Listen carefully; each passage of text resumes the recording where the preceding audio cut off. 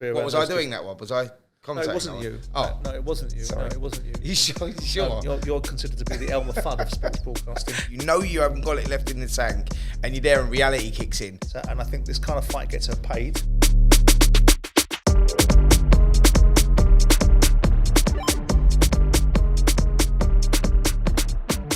This is Talk Boxing, the Q&A with Simon Jordan and Spencer Oliver. Forget liking and subscribing because we've hit 50,000 and Patrick's got his bonus. No, of course, keep liking and subscribing. Keep leaving your questions in the comment section below. But let's get on with myself and Spencer answering these brilliant questions. Okay, Spence, first one out. Get me bleeding glasses on so I can see a thing. First one up is a question from Big Mo. Would love to have seen this. Prime Vitali or prime Wladimir Klitschko? Vitali. Me too. Vitali. I'll give you the reasons why as well, because Vitali was all of Wladimir, but he had a granite chin and he had bigger balls. Yeah. And he was like, you know, if you look at, he first came to light when he boxed Lennox Lewis back in 2003. It was Lennox Lewis's last fight, wasn't it? That's right, exactly that. He got cut badly and the fight was stopped, I think, in the 6th round. But Vitali went on and had an incredible career, but there was something granite about him. Like, you could hit him, he could soak it up. There was something more dynamic about him as well. There's something more exciting about him. Yeah, I agree. There's something more offensive about him. I don't mean offensive in terms of being rude. I mean offensive and not defensive. Attacking fighter. Yeah. And to be fair, if he hadn't got cut to pieces by Lennox Lewis, I think he would have beaten him. I agree. In the fight. Well, it's Lennox's last fight, wasn't it? And I think Lennox looked at the writing on the wall and went, A, I can't get up for it anymore. Yeah. And B, that was a fight that was harder than I anticipated it was going to be, and that'll do for me. Yeah. And of course, as a result of that, you saw less of Vitali in the ring as a result of that particular fight. Yeah.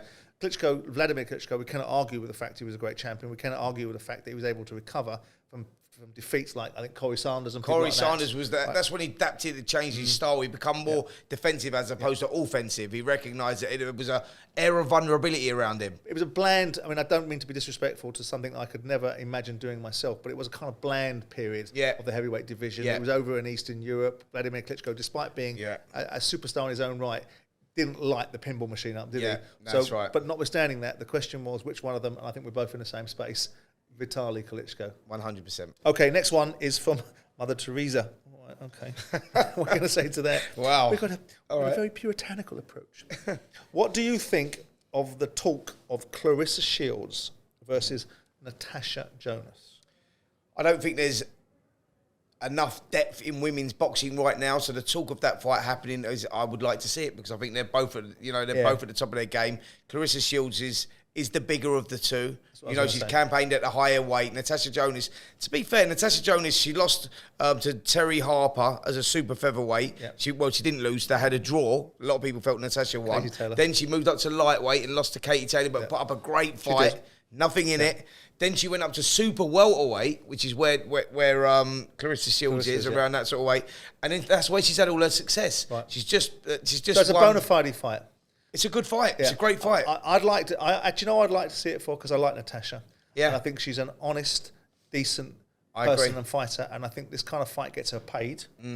I don't know how she would perform it. I think Claressa is at the top of the trade now. Yeah, I agree. And I think she would beat Savannah again. I think in the second fight, if she fights Savannah again, I think Savannah will be better and less ponderous and slightly more dynamic in her movement. But I still think Claressa beats her, and I think by association she would beat Natasha. Yeah. But I think it would be a good fight, and I think it would be an interesting fight, and I think Ben would probably promote the arse out of it. Yeah. If it was indeed Ben Shalom that put it on. I hope we get that fight. I really do, because I give Natasha a shot. I really do. She's very heavy-handed. Yeah. She's got a massive left hook. You know, she's probably one of the most pound for pound. She's the heavy-handed, most heavy-handed women boxer out there. You think she hits harder than Savannah? Yeah, I do. I think that I think that there's a different power to her, right? So she's more crispy, like you say. Where Savannah's more heavy-handed, she's like more jarring, she's more concussive. She's like, to give a comparison, Natasha Jonas punches like Mike Tyson with speed and power, and she's more like someone like George Foreman, slow and boom, big. That's do you know what I'm saying?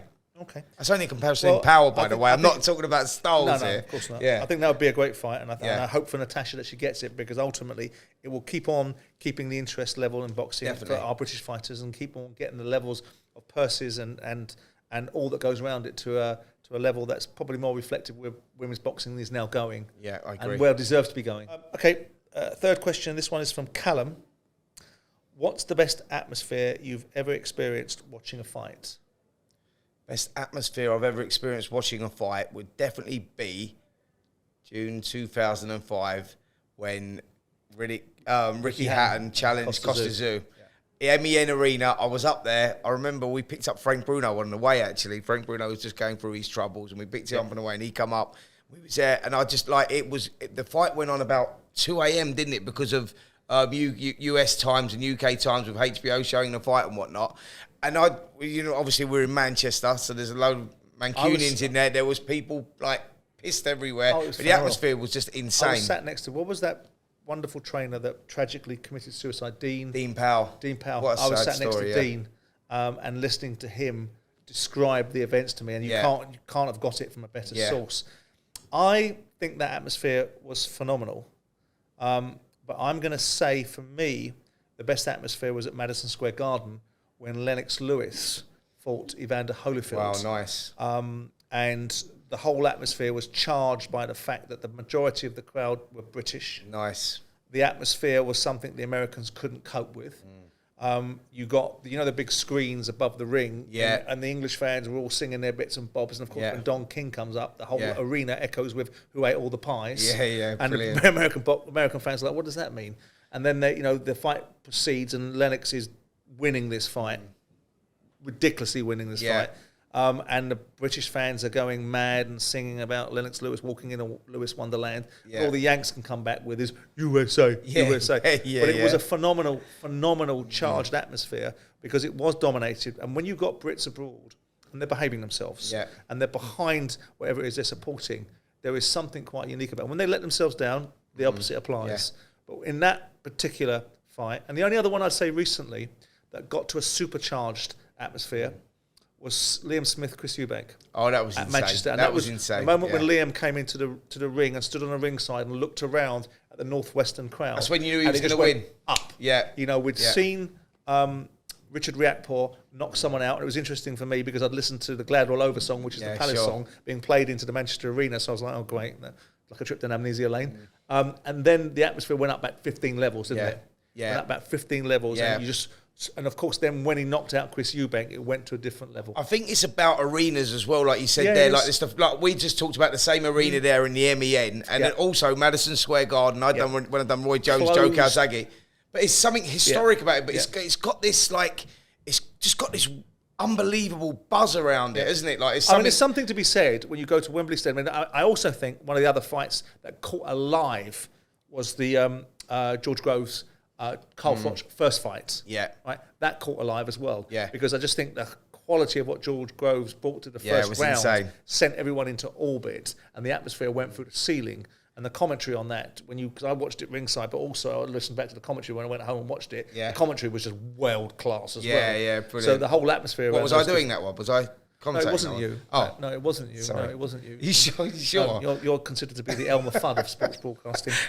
Listen, one more. I've got to throw one more in there as well. I've got to. Now you're talking about stadiums, because it's just come to me, is when Anthony Joshua beat Wladimir Klitschko at Wembley Stadium. Yeah. That atmosphere was insane because of what Joshua done, what he went through, and turn it around. And what makes those 94,000? Because I thought the fight for Fury versus Dillian Whyte was. Right? Yeah. But the atmosphere of 94,000 fans singing Sweet Caroline is a different kind of atmosphere. It's insane, And it's when you're I think really when you're in them stadiums, you have to be at ringside to really appreciate it, because you look around and everyone's got their torches on their phones. I mean, I think I spotted you up there. You get your little freebie seat at ringside, and everyone else has got to be there. I spotted you up there with your little. Spotted you up there with your little. Well, you can't see anyway, can you? You can't see because you have a step ladder. All right, listen. Final questions from Andy. What's the most bizarre thing you've witnessed in boxing? I don't think it has to. I've got a few. I don't think we have to be there in person. No, I've got a few. Yeah, I've got a few now. So, like, yeah, for me, it's not in person at all. It was 1993, Riddick Bowe versus Evander Holyfield. I was going to be in that space, yeah. The parachute man who come in the 7th round. He got tied up in the ropes, didn't he? And then the kicking he took, by the way, when he got pulled out, because they thought he was a terrorist, and one of the trainers had a phone and was smashing him, and they'd knocked him out cold. He was out cold, but he like kicking that. So that was one of the most. That was one. And you've got Andrew Galotta fighting, was it Riddick Bowe? That was Riddick Bowe, yeah. Riddick Bowe again, and the audience going absolutely demented in an absolute pitched battle. Yeah. You had, when Oliver McCall boxed Lennox Lewis for the second time and he broke down and the referee stopped it in the 5th round because he couldn't stop crying and turning around. That was like really, really bizarre. That was crazy. When I went to see, I was a huge fan of Lloyd Hannigan's, and I went to see him have several fights, from Johnny Bumfist to Gene Mad Dog Hatcher, to originally when he fought Cobra Curry. Yeah. And I went to that fight. Wow. But when he lost to Marlon Starlin, and he came back and he fought Mark Breland. Yeah. And everyone thought that he was on the comeback trail. He walked into this Wembley Arena, it was at Wembley Arena, walked into the ring with all the pomp and swagger that Lloyd had at the time, a ragamuffin man, walked into the middle of the ring, looked at Mark Breland, gave him the power signal, went back to his corner and got knocked out in the first round. Yeah. Got knocked down 5 times in the first round by a jab. Yeah, that's right, yeah. And I'm like, what am I watching there? Yeah. What am I watching there? I think one of the strangest things I've seen most recently is Amir Khan not wanting to come out of that bleeding dressing room. Yeah, because he was fighting Kell Brook. it was something to do with the gloves or something. He didn't want to come out. Yeah, he was complaining about the gloves. There was a time there I thought he's not going to come out. He's not going to come out. Yeah, not going to come out. You know what that's? Do you know what that is? It's when you're at the end of your career, you know you haven't got it left in the tank, and you're there, and reality kicks in, and all of a sudden, boom, the spotlight comes on you. Have the whip comes running in, and this is the worst thing. The whip comes running in. He goes, right, come on, son, time to go, and then you think, here we go, it's on, yes. Yeah. Anyway, I'm sure that if we sat and gave it more time, we could probably think of lots more. I'm sure those that are listening to the show will have plenty of views on what they've seen. I've got to do one more. Got to do one more. And it's an obvious one. The return, Mike Tyson and Evander Holyfield when he bit his ear off. I got those shorts. Yeah, well, there you go. I bought those shorts. Now you're glad I've talked about it, haven't you? Yeah. So you can tell everyone that you got the shorts. I bought the bite fight. Where are the shorts? I'm in Marbella. They're in Marbella. Yeah, absolutely right. They're in Marbella. Right, in storage in Marbella at the moment in time. Anyway, that's it, Spence. Yeah. For this week's edition of TalkBOXING, the Q&A. Don't forget to keep liking and subscribing. Don't forget to keep leaving these brilliant questions in the comment section below. Me and him. See you next week.